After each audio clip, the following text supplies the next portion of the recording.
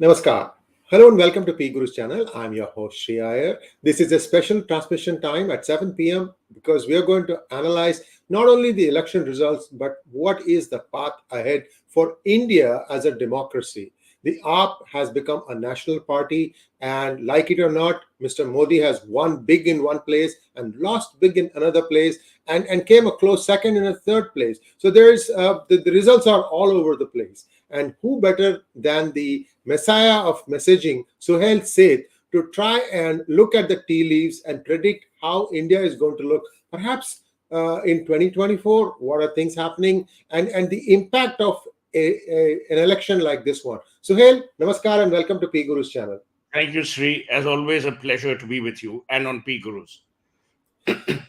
So, Suhel, I wrote a book called The Rise and Fall of AAP, and I'm now writing a sequel. I'm writing, the re-rise of AAP. I have to still figure it out. I'm still eating humble pie here, and I'm just amazed. That's the only word I can say. That Arvind Kejriwal continues to make an impact, not just one state, two states, three states. Now this is the fourth state where he has opened the account. So there are many similarities between the two. There are many differences between the two. First off, Suhel, what are your thoughts about how AAP ran its campaign? I just want to put one thought in your head. Remember, the BJP tried a clever move by sandwiching the MCD elections, Municipal Corporation of Delhi election, in the middle of the Gujarat campaign. They thought that Arvind Kejriwal will be forced to abandon Gujarat and come back and campaign in MCD to save his bacon. Instead, what he did was he took a chance. He stayed in Gujarat and let Manish Sisodia, his Pancho Sanchez, to run the thing on MCD. Your thoughts on how this is going and where things are headed? So, I generally believe that Arvind Kejriwal today is the only opposition to Narendra Modi.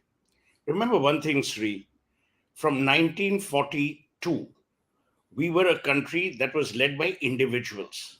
Yes. No one believed in the party. If you go through the list of prime ministers, other than people like I.K. Gujral and all who were the forgotten souls, everyone was individually powerful. The only person who made the significant change was Atal Bihari Vajpayee, who relied heavily on the cadres. The only other political party that used to rely heavily on cadres were the communists, who then were replaced by Mamata Banerjee, who also relies on the cadres. Today, we are seeing a personality-driven political landscape in India. What Arvind Kejriwal has done is, he has pitched himself against the numero uno, which is Narendra Modi. He's not competing against Mamata Banerjee or Fadnavis. He believes he's above them. When you compete against the biggest guy, perceptually, you're also seen to be a big guy. It's like you and I, suppose we were to have a boxing round with Ramesh Kumar, who no one has heard of, no one will care.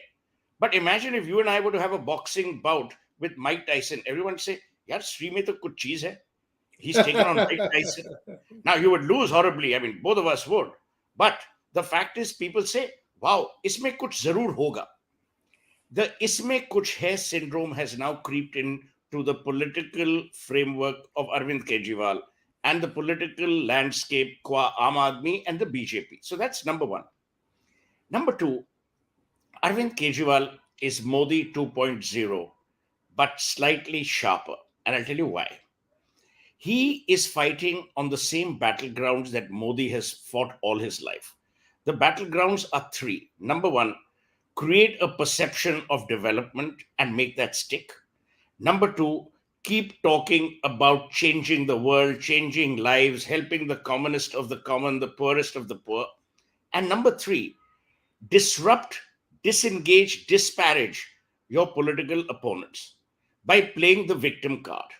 If you remember, from 2002, when Godhra happened, February 1 and 2, till 2013, when Narendra Modi was announced as the prime ministerial candidate for the BJP, he constantly berated the Congress, saying that I have been made a victim, I have been the target of abuse, of vilification. Kejriwal is doing the same. Today, if one of his ministers gets arrested, he cries foul. He is the eternal wolf crier And the tragedy is that people continue to believe him. In many ways, he's a Pied Piper gone wrong. But the reality is that people believe him. Now, it's very impossible, nearly improbable for a young political party. And remember, Aam Aadmi Party is only 11 years old, Sri. In 11 years, to beat the BJP twice in Delhi, once in the MCD, which means three, once in Punjab, which means four, with all their muscle, all their might, all their money power, it is quite a brave achievement for Arvind Kejriwal, and you must credit him for that. The other thing is, all his life, until Punjab happened, he was seen as the chief minister of a state where he held office but no power. Today he has Punjab. Punjab is a border state. Because Punjab is a border state, for various reasons, right or wrong, it's always in the news. When it's in the news, so is Kejriwal. Why did he go to Gujarat and Himachal? He went to Gujarat because he wanted to tell the world that, look, I'm quite capable of taking on Narendra Modi. Do you think he believed he would win? Not at all. But the fact is that he went to Gujarat. As I said, when you're going into the lion's den and unarmed, people will assume, yaar, isme kuch to hoga. So the isme kuch hai syndrome is really working for Kejriwal. The other problem is that Kejriwal has a second level of leadership which he's willing to promote, support, stand by. Modi's not. Other than Modi and Shah, there is no other person. So people often ask me, who runs India? Two men? I said, no, one and a half. One is Modi, half is Amit Shah. Because that half is always, replaceable in Modi's mind. The commonality between the two is they are both masters of messaging. And Kejriwal has learned that the media in India is as free as it chooses to be. If you ply them with advertising money, if you suck up to them, if you, offer them freebies, you do all that, your perception will change. Plus, remember, Sri, he is the chief minister of Delhi, which is where national media, by and large, other than Republic, is headquartered. So the engagement, the platform, I mean, look at the MCD elections. The coverage that the MCD elections got was akin to a Lok Sabha election. Yeah, I yeah. mean, You would think. who the Yeah. hell covers a municipal election with such intensity as was done in the case of the Municipal Corporation of Delhi? The BMC, the Mumbai Municipal Corporation, which is the richest municipal body in the world, doesn't get even 1/100th of this coverage. No one True. even cares. So these are the things that have happened. I also believe, for all that he's been abused for and abused against, and I've been one of those people who also often said that he's a great actor and a great drama buzz, there are things that he's put on the ground which are real, Sri. The mohalla clinics are working. The education system is working in Delhi. What he's done with bijli, with electricity, it's working. People are seeing development. Plus, remember that for the BJP, it is not just a minor loss, it's a mega loss. Because the Prime Minister lives in Delhi and he can't win his own municipal body. And you have one person, almost charlatan like in his mind, who's come from the outside, has no money power or the firepower that a Modi has or the BJP has, and is constantly attacking Modi, constantly. So it's almost as if he's at his coattails every day. I think Kejriwal wakes up and decides, आज मैं क्या कहूं Modi ji के बारे में. Plus, the duplicitous person that he is, when he meets Modi, he will, bow down and be very. Fawn. Yeah. And he says, oh, we have won the MCD. We will run Delhi well, but we need Modi ji's blessings. Would you invoke the blessings of a prime minister to run a municipal body? No. But again, he has made it seem much bigger than it really is. So this is the landscape or the mindset of Arvind Kejriwal in terms of the brand Kejriwal. And today, as you rightly mentioned in your opening remarks, there is no other national party that is seen as a national party. The problem also, or the good thing about the Aam Aadmi party is they have a lot of loose cannons who keep saying things which also get the media attention. So, they're always in the news. Now, when a normal person is looking at the news, he sees, yaar, दो ही आदमी हैं, एक तो नरेंद्र मोदी है, एक अरविंद केजरीवाल है. So, in their mind, it is a battle between the two. And that's how the perception gets created. That's how you'll start getting funding. Now, please remember, the MCD win will further bolster Arvind Kejriwal's capacity, capability, and ingenuity in attracting more funding. And today, sad to say, India's democracy and India's elections are won because of funding and not because of belief. They are won on the back of how much you can spend, not on the back of how much you promise or how much you deliver. And that's the tragedy of our electoral politics. True. And one amazing thing that happened was that Narendra Modi and Amit Shah expended considerable political capital in Gujarat. Now, one can say that Gujarat is the door to the heartland of Hindi belt where BJP really, really comes through. And elections are up in the next 12 months. If you look at all the middle states, Madhya Pradesh, Chhattisgarh, Rajasthan, Jharkhand, and a few others. So was Modi trying to shut the door on that by doing this kind of a super aggressive, in your face, take no prisoners campaign that happened? Because it was a very high voltage campaign. 156 is a very impressive tally. But is there a fear in the back of his mind that if I open the door even just a little bit to AAP in Gujarat, these guys are going to, start making their mark around the Hindi belt? Your thoughts? Absolutely. So there are 3 or 4 things that the Gujarat results have taught us. Number one, that the elections for the BJP are no longer won by the BJP. They are won by Narendra Modi. Yes. So they need to immediately put out key man insurance on Modi, because what happens when Modi goes? And he will go. All of us will go. So where is their second level leadership? Where is their succession planning? They have none. Please also remember, Sri, very few leaders actually invest in succession planning because they genuinely believe they're immortal and nothing can happen to them. So that's issue one. Issue two, Modi's entire brand persona has been built on what he did in Gujarat.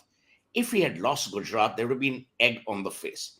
It's not about being the door to the north or being the door to the west. It is the fact कि भाई अपने घर को नहीं आप संभाल पाए, देश को क्या संभालोगे? That would have been the retort. Number 3, it is the decimation of the Congress which has allowed the BJP to rise and rise in the marvelous manner it has risen. And you have to give credit to Modi. And I always say, and I've said this since the morning in my tweets everywhere, that this is not Bhupendra Patel's victory. It is not even BJP's victory. It is Narendra Modi's victory. But here's the tragedy and the irony of Indian politics. Narendra Modi has been credited for the win in Gujarat. JP Nadda will be credited for the loss in Himachal. They will never say कि Modi ji की वजह से हम लोग हारे हैं. Although Modi ran a lot of election meetings in Himachal as well. So this is the reality. So I was telling someone today, I said, if people listened to me, Rahul Gandhi should have sent out a tweet saying, Himachal Pradesh is thanks to Mr. Kharge's leadership and the leadership of Pratibha Veerbhadra Singh. He would have stood out much taller, more graceful, and more empathetic. But they won't do it. David Ogilvy, the legendary advertising man, Sri, used to say, if you want to become a company of giants, hire people better than you. Yes. If you want to become a company of dwarfs, hire people inferior. The tragedy with our Indian political landscape is, look around and you will not see defined second-level leadership. Look anywhere. You look at NCP, you look at Trinamool, you look at Jagan Reddy, you look at KCR, there is zero second-level leadership being defined or being exposed. Only difference, and you mentioned it rightly, is Arvind Kejriwal. He has put Bhagwat Maan, who no one believed would do anything of material relevance in Punjab. He swears by Manish Sisodia, who, by the way, has done an excellent job apparently in the whole education domain. So, he's attempting. Now, the problem and the only real issue that Arvind Kejriwal will have to contend with is he is still a single man operation by and large. So he will have to figure out how he will do three things: scale up, size up, and get funding. Because if he has to prepare for 2024, as he will, he can continue to be a disruptor. And my belief, Sri, is what he did with Punjab is the model that will work. Because you can't climb your way in Indian politics and wait for every election and then marginally increase. You either increase, boom, or you don't. And he has Yes. shown that it was possible for him to do in Punjab.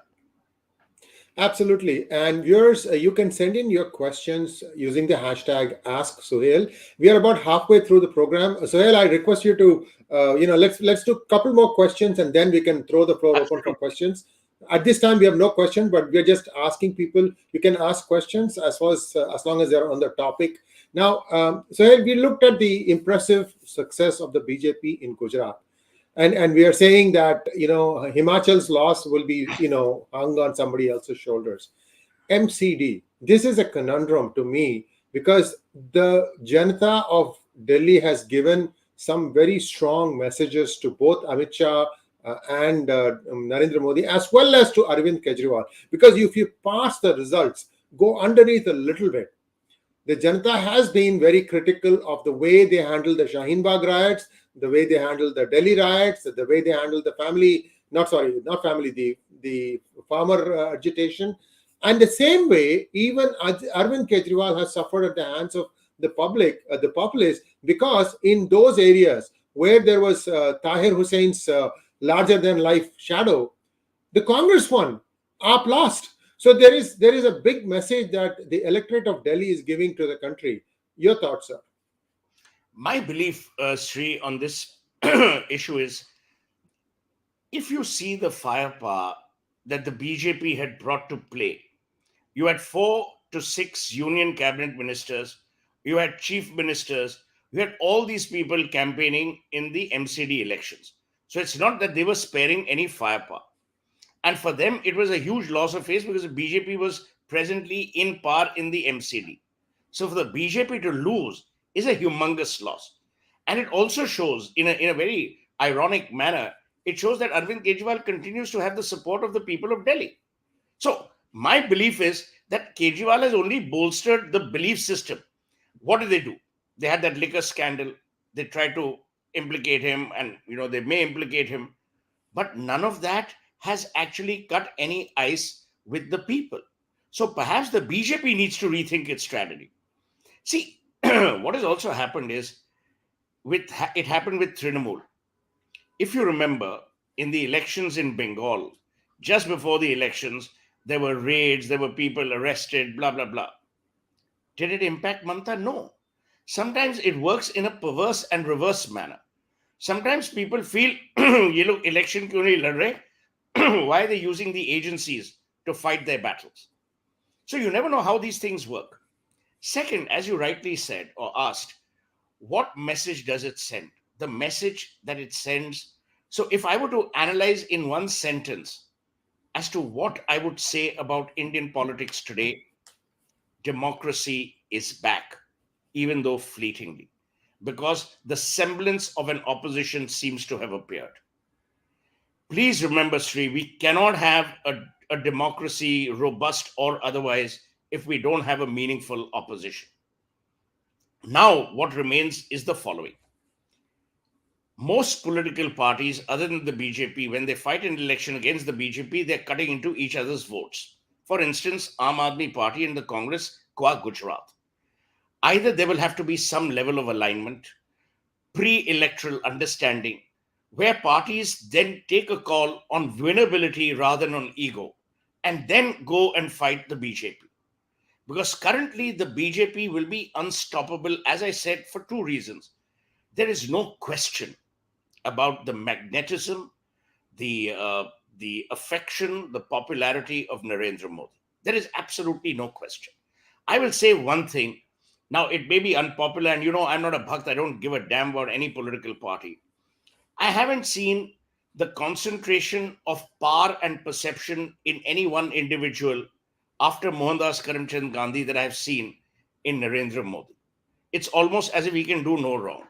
Sometimes social media is a great indicator of people's hopes. Tomorrow, if a tube well is not working, they will ask for Modi's help. That's how indispensable he's become, which, by the way, is the most dangerous thing.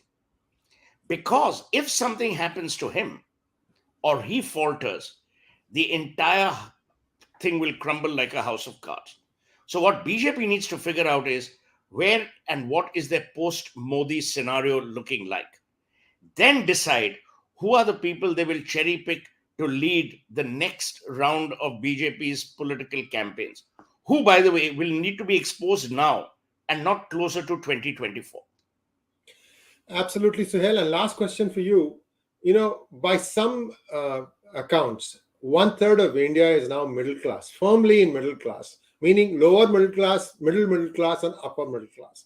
Now, this is a section that feels, I'm not saying it is true or not, the section that feels that Modi has ignored them. And this is a silent supporter of Aam Aadmi Party. I can tell you, you go around in Gurgaon, talk to some of your friends, they'll They quietly hate tell the you, BJP. yes, what?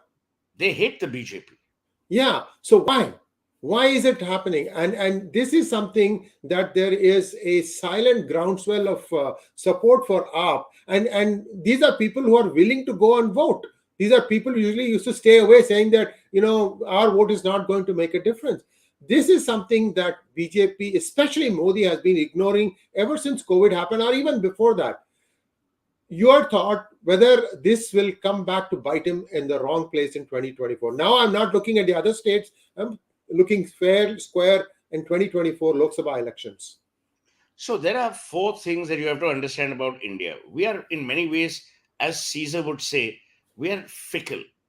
We tend to forget. You remember the anger that there was against Modi in 2021 qua respirators and Right. ventilators? It vanished in 3 months. He didn't say anything. It went on its own, and we all forgave.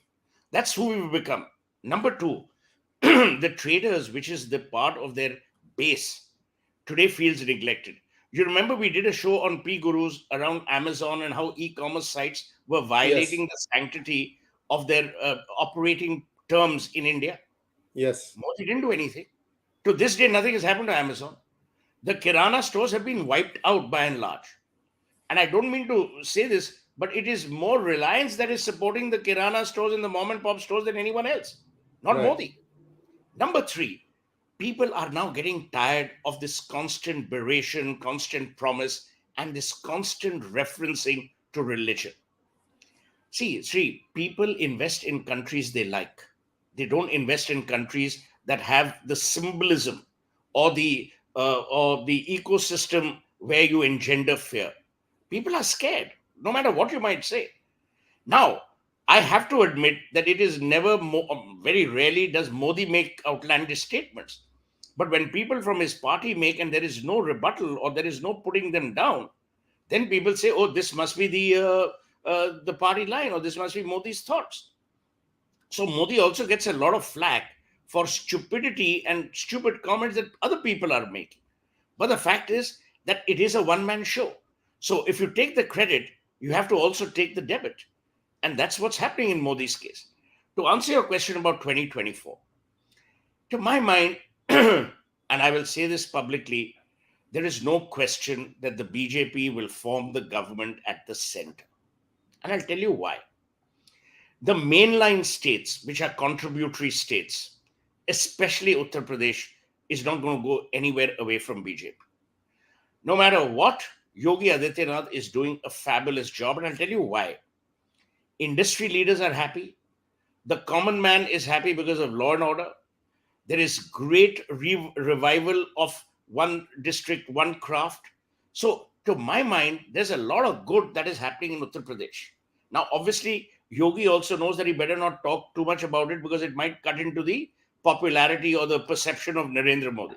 So, he will also continue to play second fiddle. The third is the BJP's enormous firepower, which includes people and money. They are flush with funds. So not only am I commenting or saying that they might be able to buy independence, that's a secondary matter. But the firepower of messaging, the amount you can spend is huge.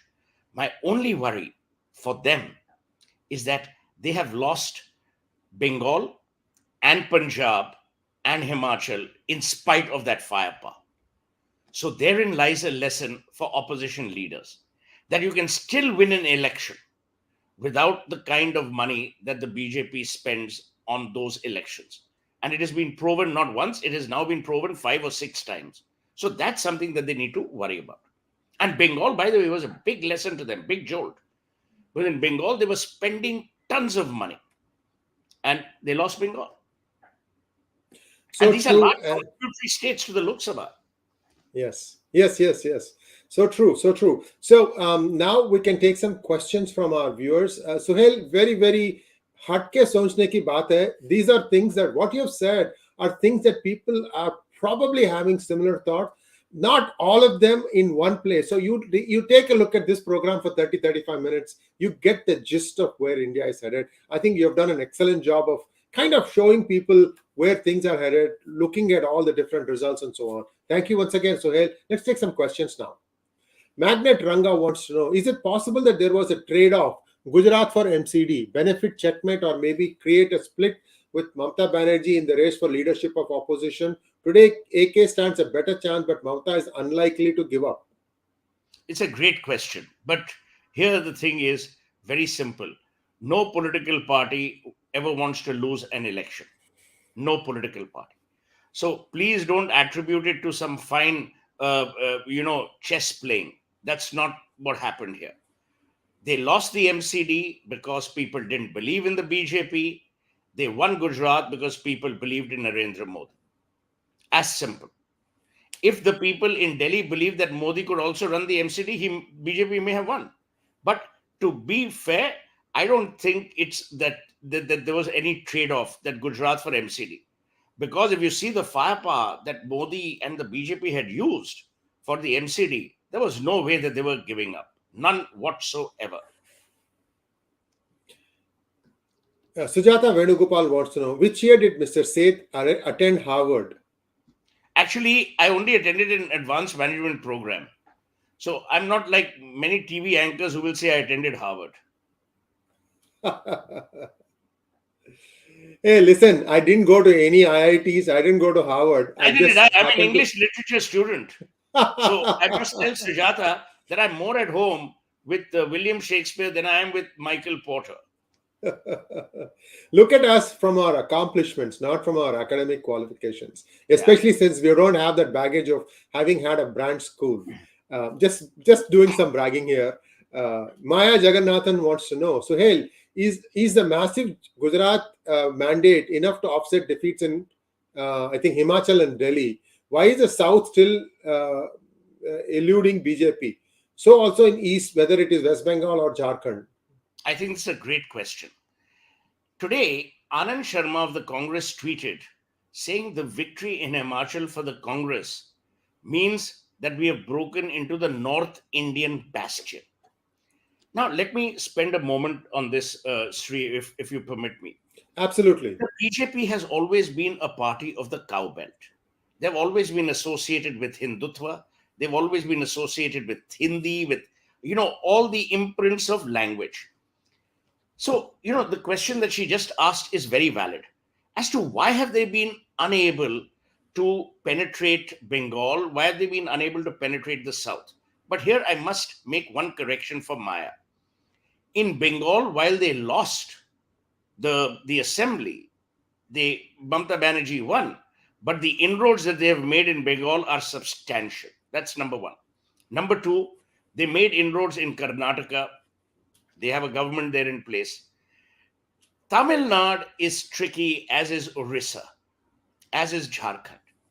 Orissa, people talk about anti-incumbency. I want to invent a new word, if I may, on your program. Today, Indian democracy at times is also about pro-incumbency. What is Gujarat shown? Pro-incumbency. Naveen Patnaik's continuous wins, win after win, pro-incumbency. Narendra Modi's victories twice in a row as Prime Minister, pro-incumbency. So we are actually at a very undefinable, if I can use the word, crossroads of defining Indian democracy today. It's all in a state of flux. Having said that, the BJP is largely seen as a Hindi-speaking party. As I said, Sri, They need to invest in great second level leadership. Now, a lot of people are saying that in Himachal, they read the tea leaves wrong. People who could have won were not given tickets, which is why you had 12 rebels or 13 rebels who were from the BJP who fought the elections on their own. Now, the BJP is getting plagued like the Congress used to because it's become too big and too powerful. So, one of the things that the BJP will have to do is go back to the drawing board and invest process into passion. It is no longer about passion, it is also about process. Absolutely. And I think Modi ji may want to think why he called up that fellow called Parmar. He stood as an independent and he actually made sure that BJP lost and Congress Yeah, won in Himachal Pradesh on that particular absolutely. seat. Viewers, we are stopping the questions now. We just have way too many now, and we are going to stop now. So thank you once again. Stay tuned. Your questions will be answered in the order they were received. Krishna Kumar wants to know, the way I understand, AAP will eat more votes of INC than BJP. At the same time, I don't see INC completely vanishing either. In the long run, will this development hugely favor the BJP? No, to my mind, and I'm no, Pandit, but to my mind, it is as follows. In Gujarat, the pattern of vote cutting is quite clear. The Aam Aadmi Party and the Congress, because they fought separately, that helped the BJP. But the Congress, where it stood alone, like in the case of Himachal, it scored. I don't think people are ready in this country for a pre-poll alliance for two reasons. One is we're very poor managers of post-poll governments, and there are always egos at play. The one person who managed a coalition wonderfully was Vajpayee ji. After that, who has managed a coalition? If you look at Prime Minister Modi's track record, all his long-standing allies of the BJP left. Mamata Banerjee was an ally of the BJP, she left. Shiromani Akali Dal, which has been the longest standing ally of the BJP, they've left. So, it takes a lot to keep the flock together. So, I don't know if this vote cutting per se, but as I said earlier, you have to make sure that an opposition within itself confabulates and decides as to how they will approach an election if they want to take on only BJP. Because sometimes it's important, Sri, to lose a few battles if you want to win the war. Absolutely. And unfortunately for India, the Aham Brahmasmi attitude has really taken hold of their leaders, especially the top persons in any of these parties. They think that they are the be all and end all, and this actually comes to bite you in the wrong place at the wrong time. Next question, Gayatri wants to know, are freebies really possible? Is the AAP freebies an eyewash? Who pays for the free power, water, etc.? There was a news that Delhi government has so much due to the dues to the power department. So I don't know about the dues to the power department, so I won't comment on that. What I don't know, I will not talk about. But freebies are happening. Freebies are happening even at the central level. Yeah. Subsidies are happening, and we are paying. The taxpayers paying. You and I. I mean, if you pay tax, look at the levies. Today you're at 33% income tax. Then you keep adding all the cesses, and I mean you're screwed. So effectively, your personal income tax would anywhere be in the region of about 40 to 45%, depending on what slab you're at. So I always say that there is no free lunch. Someone is paying for it. In this case, it is to my mind the taxpayer, as the taxpayer always has. Plus, Sri, from an economic perspective, the one other worry that Modi should have is jobless growth. We keep talking and we go rara about our GDP and our great performance and there and this and that. People are actually losing jobs and not finding new ones. A. B. Post demonetization, and I won't even blame COVID for that. Post demonetization, your farm sector and your MSME sector has suffered grievously. If whatever demonetization was intended to do would have done, you wouldn't have had the amount of cash that is back and more with greater vengeance in our Indian system. Indians love cash. It's like the Americans. We are not, while I have to, congratulate the Prime Minister for the digitization efforts that have been made and digital India and all that. Fact is, people love cash. And cash is back in the system, whether you like it or not. So sometimes Prime Minister Modi will have to take a look at the harsh economic realities, because ultimately people will get fatigued about religion, will get fatigued about divisiveness. They will seek development. Go back into history, Sri. 1984, October 31, Prime Minister Indira Gandhi was assassinated. In June or July that year, Operation Blue Star was launched. Post that, when the Khalistan movement had to be stemmed and KPS Gill and Julia Ribeiro were in Punjab, the stemming was not done at the barrel of the gun alone. It was also done because of a very calibrated economic revival plan that was put in place.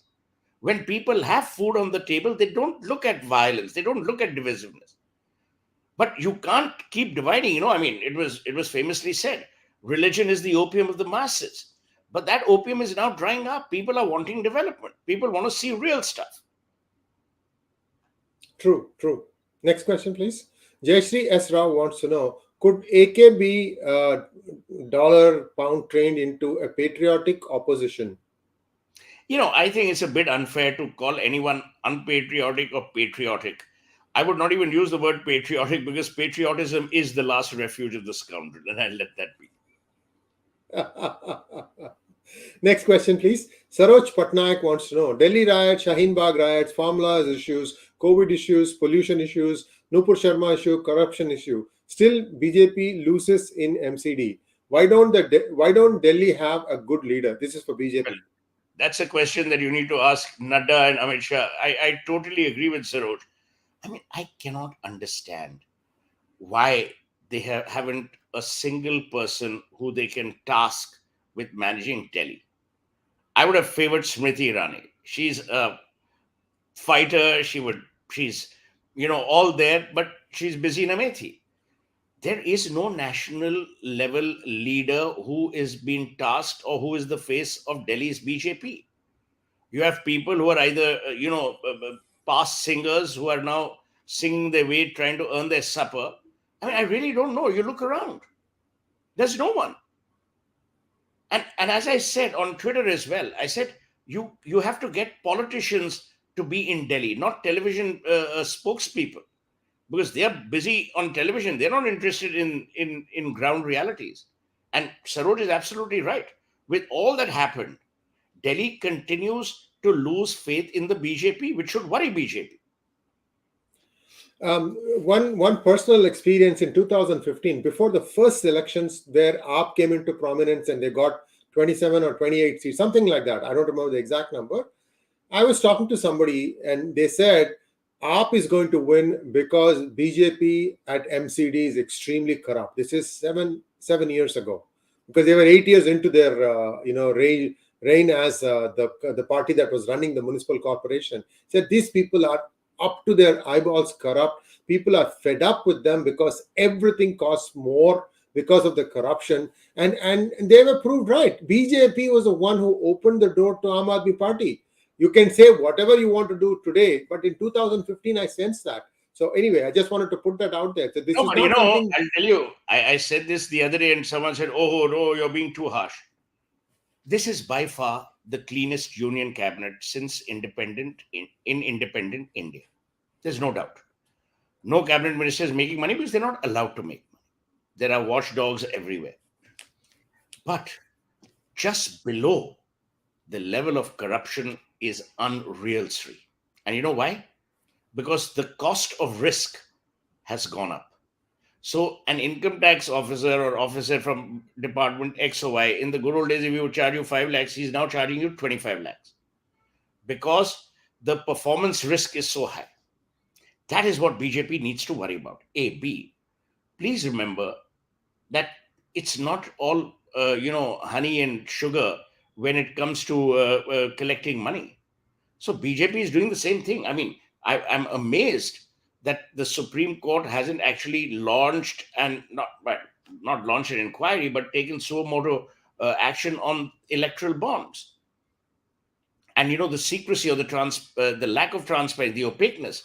So point I'm making is that in today's environment, I have to say, you ask any industrialist before or after a drink, they will only tell you one thing: कि हमें दिल्ली नहीं जाना पड़ता. We don't need to go to Delhi anymore. Modi has snuffed out corruption at the cabinet level like no prime minister has. I have to give him total credit for that.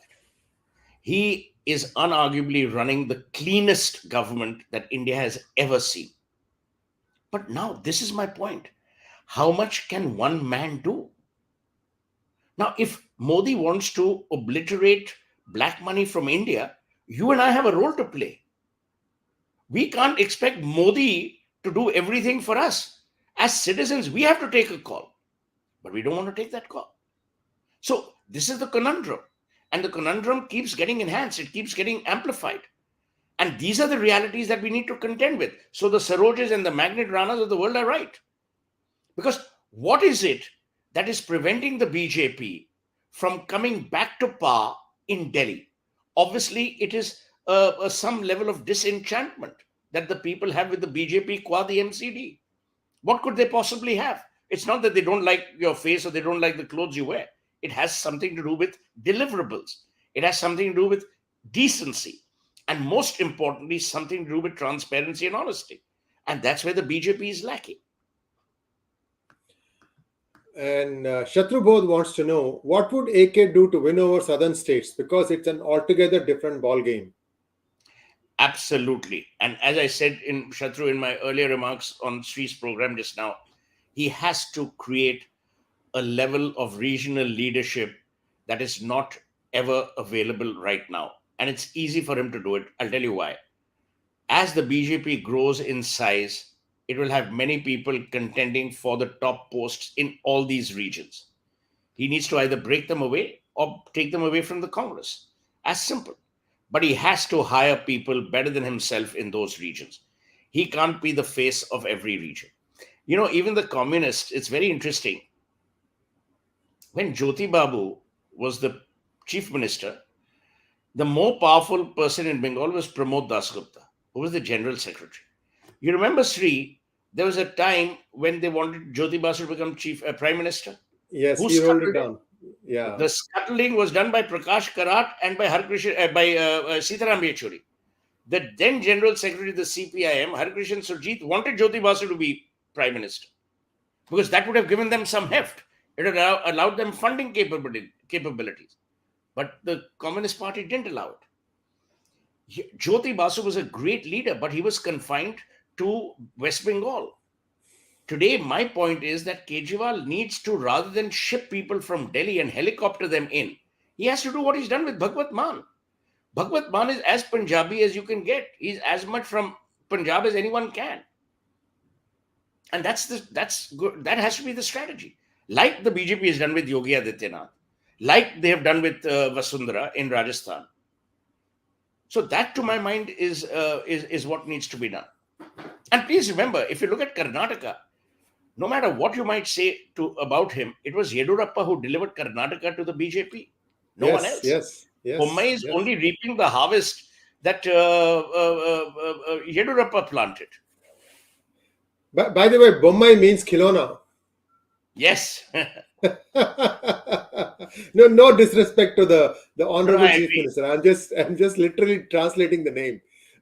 Cookie Vampire wants to know, do we need a right-wing party to cut BJP's votes or some form of infighting?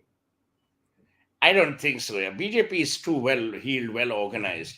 And remember, it's very difficult to break a party when a party is in power, because then everyone gets to share the spoils, either monetarily or through just the use and at times the abuse of power. So that'll be difficult.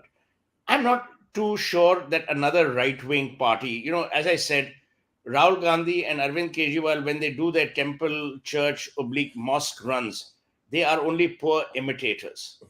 You can't replicate Modi, because Modi does it all the time. These guys only do it around election time, which is why they get called out. So I don't think you need another right-wing party to cut BJP's votes. You need the right level of sensibility within the opposition to craft a strategy which will deliver to the nation great democracy and to themselves some level of power. Mode E wants to know, Annamalai, a personality with credibility and squeaky clean record, is visibly cracking the foundations of TN politics, which is no joke. Do you see him as someone who can lead BJP and Bharat? I don't know about Annamalai, so I won't be able to comment on it. I haven't followed Annamalai. I don't know what the capabilities are. So, I would refrain from commenting on something that I don't know. Modi, I'm going to try and see if I can get Sri Annamalai on PGurus for a one-on-one discussion where we'll probably be looking at some other aspects of his career, not just his politics. Hopefully, you'll get a better idea of Annamalai, and then you can judge whether he is going to be just a CM of Tamil Nadu or is he going to rise to the national scene. I have no doubt in my mind a few things about him. But again, like I said, you should make that judgment, not me. I'll give you the interview as soon as I can get that thing going. Thanks for asking a good question. Ramani Kritivasan wants to know, did BJP have nothing to show as achievement in the 15 years in Delhi MCD? Apparently not. See, this is why I'm saying, Sri, Arvind Kejriwal has understood the messaging mechanism very well.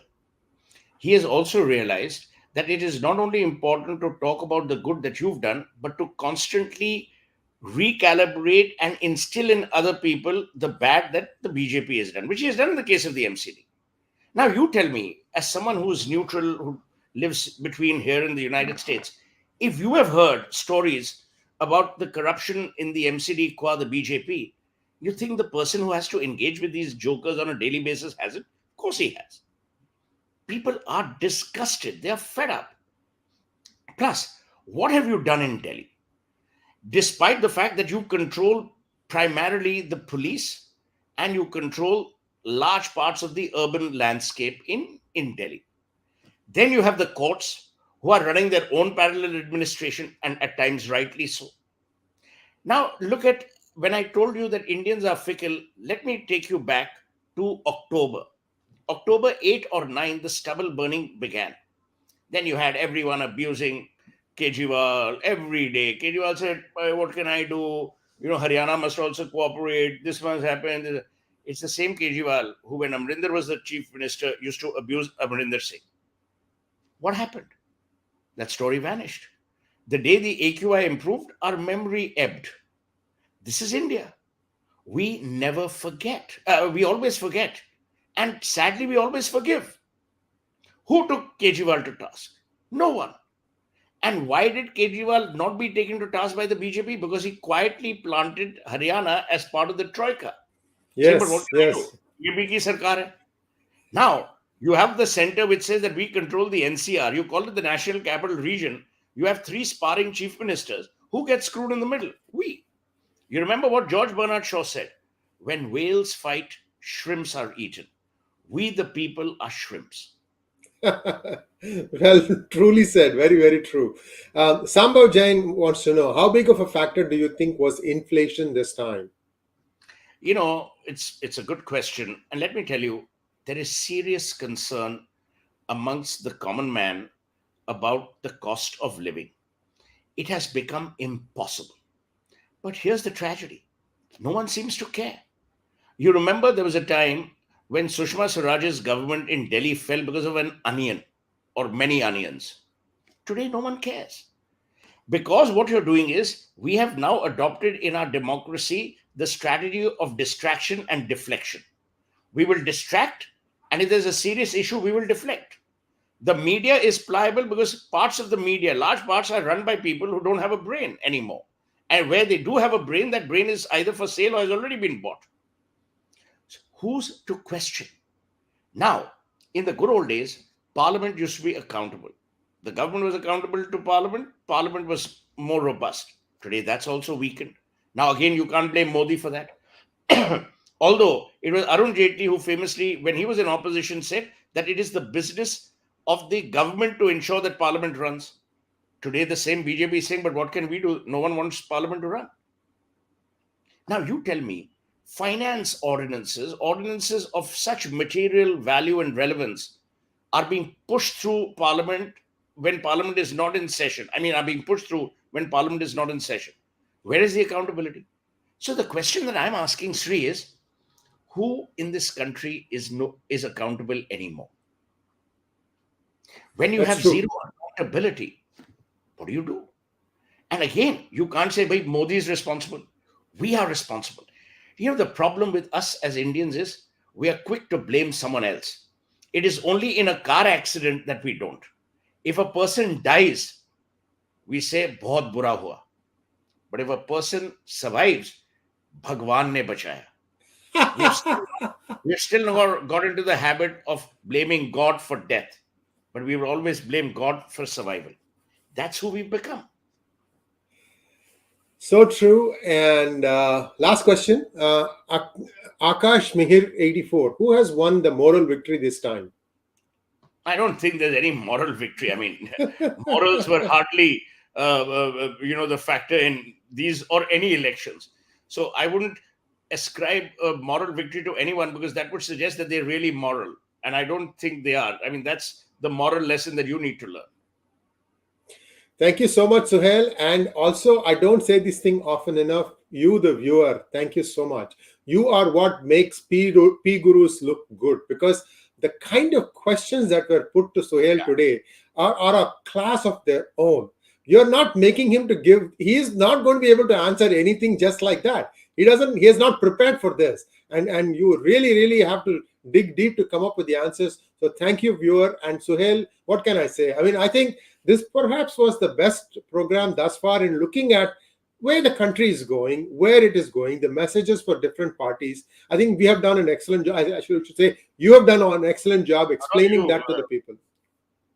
No, and see, also the fact is that we are non-partisan. Yes. You and I don't have an agenda. So the discussion can be held in an atmosphere of analysis without paralysis, and an atmosphere where you actually discuss the issues rather than, circumvent the real issues just in order to be popular. So I think, and that's a tribute to, which is why whenever you tell me to come on PGurus, I'm delighted, because A, you can have a civilized conversation. B, no one will be interrupted. And C, you actually get great questions, as you rightly said, from the viewers. And they are the people, as it were. I wish the democracy that we have enshrined to ourselves, we now have a situation where the citizen can ask questions and hope to get answers. Thank you so much, Suhel. Those are very kind words. And viewers, we'll be back again very frequently with Suhel. I mean, we are now beginning to get ready for 2024. Believe it or not, I can feel it in my bones that this is going to be a much longer campaign, because the opposition is now smelling some sort of, okay, there is a way here. There is a way to take on this behemoth, this juggernaut called BJP. So thanks once again, Suhel. We'll be back soon, and namaskar. Thank you so much, Sri, as always.